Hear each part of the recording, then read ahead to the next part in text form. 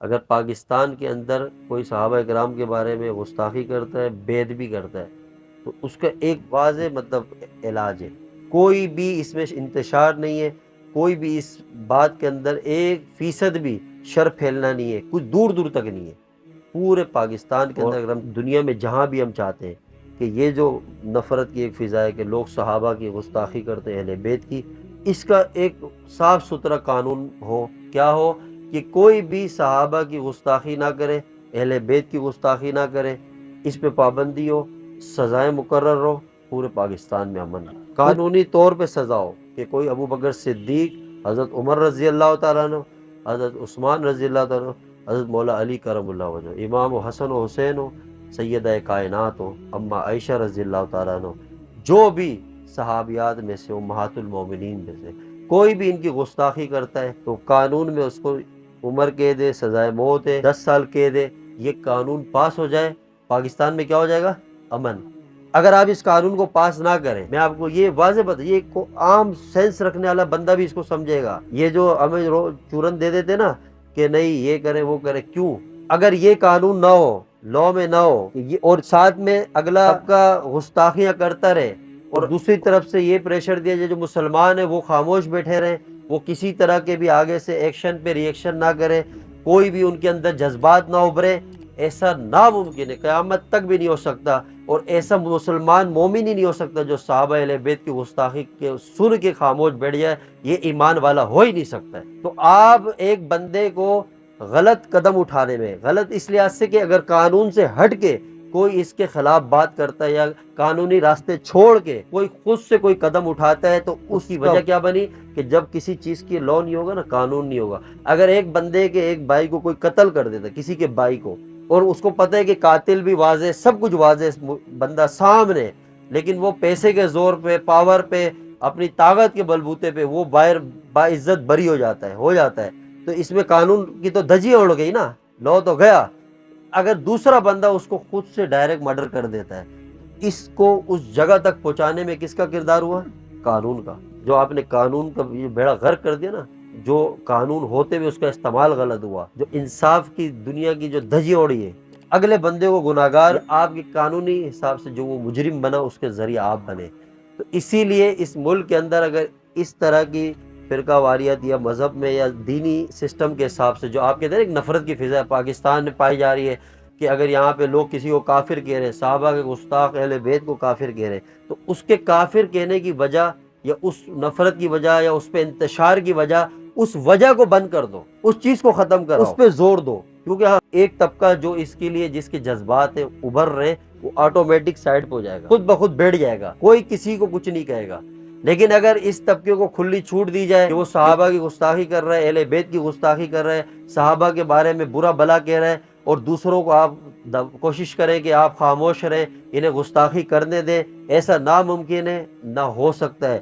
کیونکہ ابو بکر صدیق رضی اللہ عنہ ہمارے لیے ایسے ہیں کہ ان کی صحابیت کا منکر بھی کافر ہے، ایمان کا حصہ ہے۔ کوئی اگر یہ کہتا ہے میں ابو بکر صدیق کو صحابی نہیں مانتا، وہ کافر ہے، نہ ماننے والا کافر ہے، اور جو گستاخی کرے اس کی اجازت اسلام نہیں دے رہا۔ یہ تو حضور کی تعلیم ہے نا۔ تو میں آپ کو واضح محبت کا پیغام دے رہا ہوں، یہ میرے پیغام کے اندر کہیں بھی کوئی ایسی چیز نہیں ہے کہ کوئی آپ اگر جو سمجھتا ہے وہ دور دور تک نہیں ہے نا۔ آپ بیٹھے آپ بھی کہیں یہ بات کریں آرام سے کہ بھائی سامنے جو طبقہ موجود ہے وہ گستاخیاں بند کر دیں، صحیح ہے، نہیں کرے گستاخی۔ جب آپ کو پتہ ہے کہ یہ ہستیاں اور یہ مقدس شخصیات ان کے لیے ایمان جیسا ہے، ان کے لیے غیرت کا معاملہ ہے، ان کے جذبات کا معاملہ ہے، دنیا کے پاکستان کے اندر تقریباً 95% اہل سنت رہتے ہیں، ایسے ہی ہے جو ان صحابہ کو اپنے سروں کا تاج مانتے ہیں، آنکھوں کی ٹھنڈک مانتے ہیں، جنہوں نے حضور کے لیے جان دی ہے، حضور کے لیے اپنی گردنیں کٹوا دی، اپنی اولادیں قربان کر دی، تو وہ صحابہ تو ہمارے لیے جان سے زیادہ عزیز ہے۔ یہ زندگی تو ختم ہو جائے گی، اس کیا چند دن کی زندگی ہے، تو ہمیں تو اسلام نے درس دیا ہے۔ جمعے کا خطبہ سنتے ہیں آپ؟ کتنے عرصے سے سن رہے ہیں؟ بچپن سے، جب سے ہوش سنبھالا ہے۔ اس کے اندر ایک جملہ آتا ہے کہ جو ان صحابہ سے نفرت کرتا ہے، جب امام صاحب بیٹھ کے دوبارہ اٹھتے، وہاں یہ آپ کبھی امام صاحب کے بعد جمعے کے بعد جائے گا، بولیے گا جو آخری جو خطبے کا حصہ ہے جو اس کا آپ مجھے تھوڑا ترجمہ بتائیں۔ بچپن سے سن رہے کیا کہ جو صحابہ سے محبت کرتا ہے، اللہ کے نبی فرماتے ہیں وہ میری وجہ سے محبت کرتا ہے، اور جو صحابہ سے بغض رکھتا ہے وہ میری وجہ سے بغض رکھتا ہے۔ صحابہ سے بغض رکھو، آقا نے فرمایا نہیں۔ اگر آپ کو کوئی تاریخ کا، ہسٹری کا کوئی مسئلہ ہے، کوئی تکلیف ہے، کوئی قبض کی کیفیت ہے، تو اس کو اپنے چار دیواری کے اندر بل میں رہو، لیکن جب آپ فرنٹ پر آؤ گے، اگر فرنٹ پہ آ کے آپ گستاخیاں اور بے ادبیاں کرو گے، تو کوئی دنیا کا مسلمان نہیں ہے جن میں یہ غیرت ہوگی وہ ظاہر باتیں کریں گے۔ اور جب بیچ میں کوئی لا نہیں ہوگا، قانون نہیں ہوگا ایسے لوگوں کے لیے، تو ظاہر بات ہے لوگ تو کب تک کنٹرول کریں گے؟ کیونکہ یہاں مسئلہ اپنی ذات کا نہیں ہے نا، مسئلہ ایمان کا ہے۔ اگر آپ بتائیں صحابہ نہ ہو تو قرآن باقی رہتا ہے؟ قرآن کس نے پہنچایا آپ تک؟ قرآن جب آقا پہ نازل ہوتا تھا، جب جبریل قرآن کے اللہ کی طرف سے احکامات لکھنے والے کون تھے؟ ان کو جمع کرنے والے کون تھے؟ پھر وہ مکمل کس صحابی کے دور میں ہوا؟ حضرت عثمان غنی رضی اللہ عنہ کے۔ تو پورے قرآن کو لا کے جمع کر کے ان کو وہ تصدیق کے ساتھ اگر آج موجود ہے تو کن کی برکت سے؟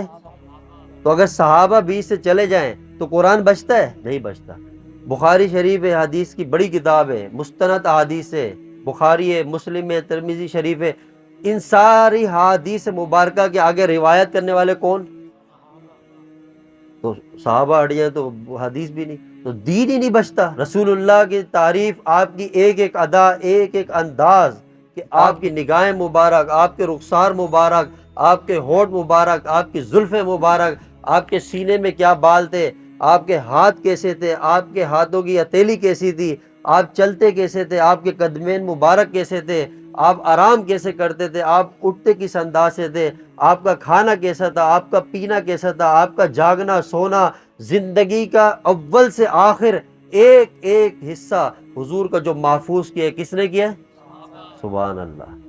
تو ہمیں تو حضور کا جو تعارف بھی صحابہ نے کرایا، تو پھر صحابہ ہمارے لیے تو جان سے زیادہ عزیز ہے، بلکہ ہمارا ایمان ہے۔ تو ہمارے لیے صحابہ بھی ہماری دھڑکن ہے، اہل بیت بھی ہماری دھڑکن ہے۔ جو یکم محرم کو شہید ہوئے وہ بھی دل میں بستے ہیں، اور جو 10 محرم کو امام حسین شہید ہوئے وہ بھی دل میں بستے ہیں۔ جو یکم محرم کو شہید ہوئے وہ مصلی رسول پہ شہید ہوئے، وہ سسر رسول ہے، حضور کے سسر ہے، سیدنا فاروق اعظم رضی اللہ تعالیٰ عنہ۔ اور شہادت کا مقام کیا ہے؟ مسجد نبوی اور مصلی رسول ہے، جہاں پہ ان کو شہید کیا گیا، جہاں حضور کے مصلی پہ ان کا خون گرا۔ اور آج بھی روضہ انور کے اندر آپ دیکھیں کہ حضور کے ساتھ پہلو میں آرام کرنے والی شخصیت کا نام کیا ہے؟ عمر بن خطاب رضی اللہ تعالیٰ عنہ۔